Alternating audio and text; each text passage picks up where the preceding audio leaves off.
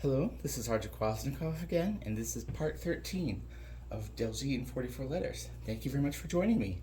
If you haven't seen already, I did post a fairly long video last where I introduced practice and a short quiz of working with the letters and doing an exercise very shortly about trying to listen to words and then trying to write them using Delzhi. But most of the video was really me talking about getting into that for people who aren't familiar with doing phonetic drills and that kind of thing. But as we collect more letters, we'll go back to those some more and we'll have a lot more words to work and practice with. But that was sort of a very long introduction to that kind of a thing. But anyways, let's go ahead and get right into the 13th letter. Now this letter is challenging because it's very hard to say, especially if you're from a language speaking culture that doesn't have this sound, and native English speakers definitely don't. And I still struggle with this one myself. Now, this letter is called Ghel. And we may have heard it before in words like Ghel, which is a gift or something valuable, or Ghuduni, which is that word I used previously for like togetherness or fellowship. And the reason this is tricky is because it's made in the same place of the mouth where we made the sound ga, that kind of back of the mouth, back velar sound. But instead of that easy to do stop sound, ga, ga, it is a fricative. And fricatives are sort of like when we make the letter F, we push air through an obstruction. So with like F, we sort of use our teeth as the obstruction. We go So we're going to make an obstruction in that same part of the back velar area.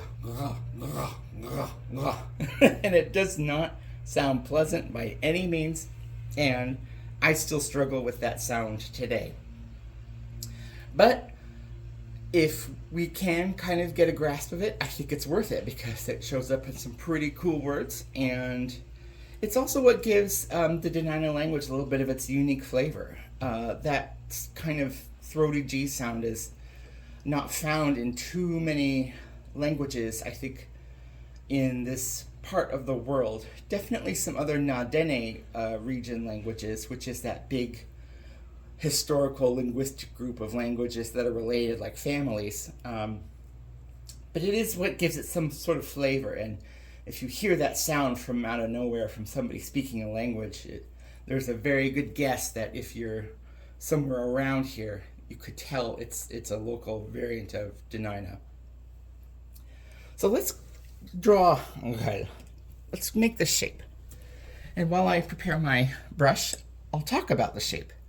Now the shape of Ghel, or Ghel as I should say, comes from a birch bark basket. And those, of course, are very iconic to pretty much every cultural group in this part of the world that kind of is nestled between the temperate areas and the taiga and subarctic areas, and it's like a little bit of a mix of both. Birch is a very boreal forest tree, and it features a lot in many cultures. So I'm definitely not saying that this is unique to ours, but this is kind of how we interpret it and incorporate it.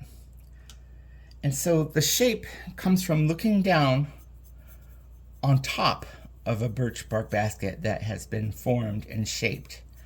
And the inside loops, as you could probably see here, come from those main folds that help form the shape. So let's go ahead and make this. I'll try to do it up here. Now you can do this in one stroke, but it just takes some practice. A small horizontal bit, curve down, bottom horizontal bit, loop around, and curve up. Capital Ghel. And lowercase is this shape here, which is like half of it. So it's kind of like a very fat number 9. There, lowercase Ghel. And here I've drawn the capital letter Del next to lowercase Ghel because I want to show the similarities and to try to learn to not confuse them. So Del has that very circular loop, and it's taller because it's capital and has a very straight down leg, whereas the lowercase Ghel is like a squished little fat number 9 that doesn't have any straight parts. It's more of a horizontal ellipse with that curving line down to the right.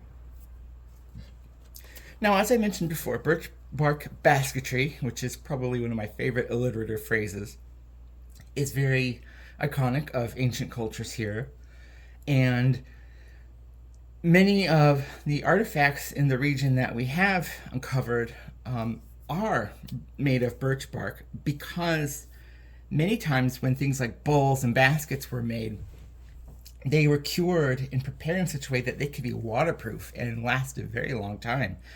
And even though they look like they're just shreds and about to fall apart, and they're very fragile, and many of them are, you wouldn't be able to tell, but some that are in museum collections around the world are actually so old. They come from Kachemak culture, which is the culture that had a very distinct archaeological tradition in where we are now in Nichił, and a little bit of the surroundings southern and northern Kenai Peninsula area. And what's really cool about that is Kachemak is actually a retronym, and a retronym is something given to something kind of years later in the future, because we don't know what the original people called themselves. The name Dena'ina and Dena'ina conventions were part of a migration, and most of that came from those settlements I had talked about earlier, which are on the west side of the Cook Inlet in those volcanic areas. And that transition over here blended in with what were the Kachemak culture people. And so that is why this area became Dena'ina's, because it adopted many of those conventions and evidenced in physical culture and remains. And so we don't know what those people would have called themselves, and we don't know if that transition was gradual over time or peaceful or not. It's one of those great mysteries, and it's very cool. And Kachemak is actually not even a Dena'ina word. It is a Sugpiaq word coming from the Alutiiq cultures, because they were very dominant on the south side of the Kachemak Bay at the time when that term kind of came about. And so that is the part of water on the southern end of our portion of the Kenai Peninsula, where many of these archaeological sites are, and do have some fairly well-preserved items. And so that's why academics came up with the term Kachemak culture. So it's not really a native word necessarily, but it's one that is applied retroactively. And so it's actually fitting that I'm talking about some birch bark things, because this is roughly the time of year when people would traditionally collect it. They would have to collect it from the outer layers of birch trees kind of in May to June, when trees are the most resilient. They're full of snow water and starting to regenerate leaves, and they're able to withstand that kind of trauma. And it is trauma for trees, because, well, it's taking something away from them, and they do have to regrow that, and it's very taxing on their systems. And it's actually one of the reasons why I think people here don't really engage in that kind of practice so much, is because not only do we have other modern things that we're very thankful for to be using, like ceramics and bowls and plastic things, metal containers, anything that anybody has pretty much at this point, but also because we don't have to put trees through that kind of trauma. And the trees, especially the birch, are very precious to us, and so we just kind of have the attitude of leave them be. And that's why I love talking about it through symbolism like this letter. And so what people would do to make like a shape like this is they would click the outer layer of the bark, because that's the only part that we use, is just the outer layer. And you have to be very experienced to know that you're only taking the outer layer and not just outright killing the tree by taking this whole wooden chunk and section. And they would soak the bark so it's completely malleable, almost like you have a piece of felt even, and then they would fold it and kind of roughly sew it, not really sew, but use things like either type of a lashing or root or some other cord to maybe go around the edges to hold that shape together as one solid form. And especially in a lot of the older birch bark vessels, before it would completely dry, they would apply either types of sedge or grease, or even partially smoke it, and it would make the bowls and baskets completely waterproof, which was very cool. And the way it would do that is all that material, all that smooth, greasy material would wick its way into all the open cavities that were relaxed because the bark had been wet. And then as it dried, the whole vessel would shrink to come back to its original form. And as it shrunk, all those open parts of the bark would kind of close around all that material and make a solid surface that you could carry and store anything in. And that's why some of the oldest artifacts that we do have from Catamount culture are birch-based, as well as stone, because the curing and preservation of that vessel was very important. And to talk about some of the words, the word Ghel itself comes from Ehi, which is just one of the more common words for birch bark basket in Dena'ina. There are several others. And there's other types of bowls and vessels called vakuhi or bakuhi, depending on your area. And what is really interesting about this is there's actually two types of birch in this area. Now, the general word for birch is actually k'e. And here you can think of k'e as the paper birch that we think of. When somebody says the word birch tree, we imagine these very tall, straight, thin, very whitish bark trees that grow fairly close together. But here we actually have a distinct variety which can be called Nichił, which is the same name of our nation, and also the name of peeled birch bark, and also the name of the lodge. And I believe that is because etymologically Nichił means something that is protecting itself. And that's just my guess, I'm not sure. So bark like protecting a tree, a home, covering people, so on. But you'll be able to tell that these ones are different because they tend to grow a bit more by themselves.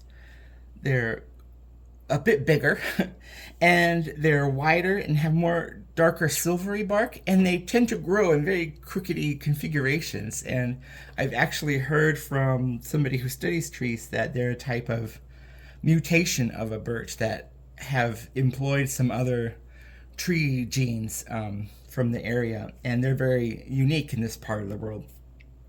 And so that's a way to kind of distinguish between them, is the regular papery thin ones could be k'e, and the big silvery ones that tip around and look very weird and on their own is Nichił. And the subtext symbolism of Ghel, to me, is because of this word association that I've just talked about, is the shape represents kind of the land and the country itself to me, and where we come from and what we are, and the idea that what's beneath our feet is a bit like this bowl here, and that bowl supports whatever we want to put into it, whether that's what we work on in life, whether or not that's identity or culture. And for me, it is sort of a metaphor for culture, because I think that it represents this physical land, and what we put into it from elsewhere, we collect and hold it and preserve it and keep it together kind of as one big thing. And that's the metaphor I like to think of with Ghel. And that is pretty much all I wanted to cover with this letter. As I said, it's very challenging to say, Ghel, but I think it's worth it. It does appear in some pretty cool words, and I do have a piece of that more gnarly Nichił birch here. This is from a younger tree, this cross section that was in somebody's firewood, and it's very peely and papery. You can tell it's much more wild, and this is definitely more of a Nichił than a Ka, especially because look at its shape. It's all twisty and bent. All right, well, that's all I wanted to share. I want to thank you very much for joining me, and I hope that you will watch the next video. Thank you.